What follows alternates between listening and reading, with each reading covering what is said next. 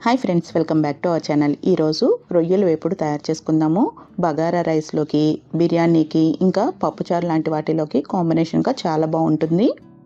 రొయ్యల వేపుడు తయారు చేయడం కోసం 1/2 kg రొయ్యల్ని శుభ్రంగా కడిగేసుకుని 1/2 టీ స్పూన్ పసుపు, రుచికి సరిపడా ఉప్పు, 2 టీ స్పూన్లు కారం, 1 teaspoon garam masala powder, 1 tablespoon అల్లం వెల్లుల్లి పేస్ట్, ఇంకా కొంచెం ఫ్రెష్ కరివేపాకు కూడా వేసుకుని కొంచెం నూనె కూడా వేసుకుని కలుపుకోవాలి.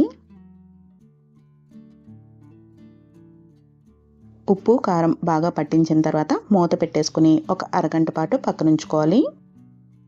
అరగంట తర్వాత ప్యాన్లోకి ఒక పావు కప్పు వరకు నూనెను వేసుకుని వేడి చేసుకోవాలి. నూనె బాగా వేడైన తర్వాత మీడియం సైజ్ ఉల్లిపాయని ముక్కలు కట్ చేసుకుని వేసుకోవాలి.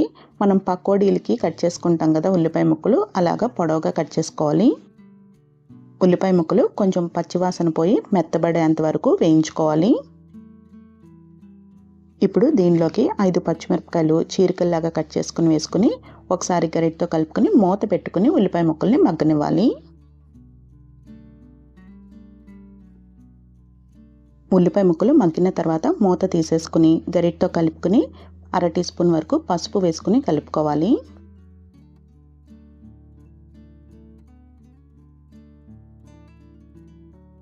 ఇప్పుడు దీనిలోకి మ్యారినేట్ చేసుకుని ఉంచుకున్న రొయ్యల్ని వేసేసుకోవాలి. స్టవ్ని మీడియం ఫ్లేమ్లో పెట్టుకుని రొయ్యల్ని ఇలా గరిటెతో కలుపుకుంటూ ఫ్రై చేసుకోవాలి. 2-3 నిమిషాలకి ట్రాన్స్పరెంట్గా ఉన్న రొయ్యలన్నీ కూడా ఇలా ఉడికిపోయి ఉంటాయి. లోపల ఇంకా పచ్చిదనం ఉంటుంది, కానీ పైనంతా కూడా చక్కగా ఉడికిపోతుంది. ఇప్పుడు దీనిలోకి 1 కప్పు వరకు నీళ్ళని వేసుకుని ఉడికించుకోవాలి. స్టవ్ని హై ఫ్లేమ్లో పెట్టుకుని నీళ్లు కొంచెం మరుగుతున్నప్పుడు స్టవ్ని మీడియం ఫ్లేమ్కి అడ్జస్ట్ చేసుకుని మూత పెట్టుకుని ఉడికించుకోవాలి. మధ్య మధ్యలో మూత తీసుకుని రొయ్య ఉడికిందో లేదో చెక్ చేసుకోవాలి. రొయ్యలు మెత్తగా ఉడికేంత వరకు మూత పెట్టుకుని ఉడికించుకోవాలి. రొయ్యలు ఉడికిపోయినట్టయితే మూత తీసేసుకుని స్టవ్ని మీడియం ఫ్లేమ్లోనే ఉంచుకుని కొంచెం దగ్గరికి పడేంత వరకు ఉడికించుకోవాలి. కూర కొంచెం దగ్గరికి పడుతున్నప్పుడు టేస్ట్ చెక్ చేసుకోవాలి. ఉప్పు సరిపోకపోతే ఇప్పుడు యాడ్ చేసుకోవచ్చు. కారం సరిపోకపోతే పచ్చిమిరపకాయలు వేసుకోవచ్చు. రొయ్యలు వేపుడైనా కానీ ఇలా నీళ్లు వేసి ఉడికించుకోవడం వల్ల ముక్కకి ఉప్పు కారం చక్కగా పడుతుంది. కూర ఇలా బాగా దగ్గరికి పడేంత వరకు ఉడికించుకోవాలి. మరీ డ్రైగా కాకుండా జ్యూసీగా ఉంటుంది కాబట్టి బగారా రైస్లోకి కాంబినేషన్గా బాగుంటుంది.